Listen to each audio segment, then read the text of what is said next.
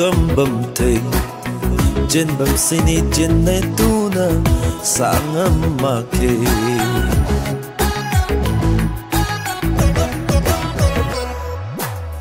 lung ninh cần nấy hay cả cơm bầm thề trên bầm sini trên nét tu na sáng âm mà kề ninh bom chuông nghe lung ninh quy na gần khát sini ti thay mắt na alung ta sum lo na bom cắm thô ngắm pung nghe ninh mắc kề nang nay na te khát na thô lem lo na ro ấp bấm khâu sa khăng ka khăn mây lan gối sang âm mà kề mong gối na dong bát ni te ka khăn sini tao ngâm mà kề nang thiang cry tung ninh tung trên mây là chấm cát thôi trên mây nắng tung chào cùng na de aran na ta gan lâu có reo tuang lâu na ro ban tiếng xin na mau mây ri fan ti mây cần đi khóc mà la ni mây man say hoài hu khóc mà chun mây nai na ring tung de lung si mây thon nai lâu re lung ninh khâu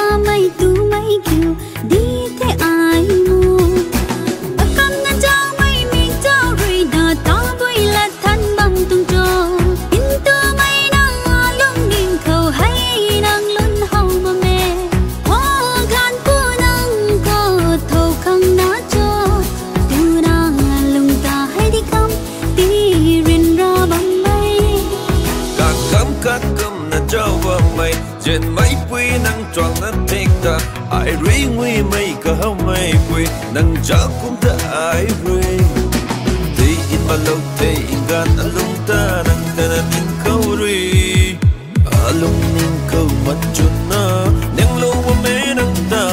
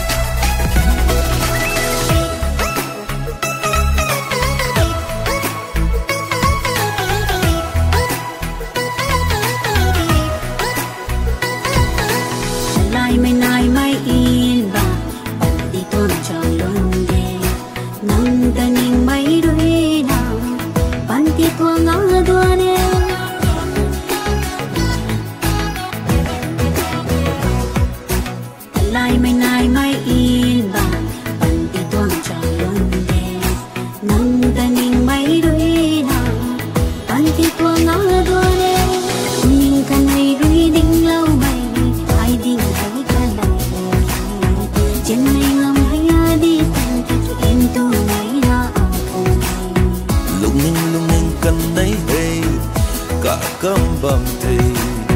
trên bầm sini trên nét tu na sáng âm mà kề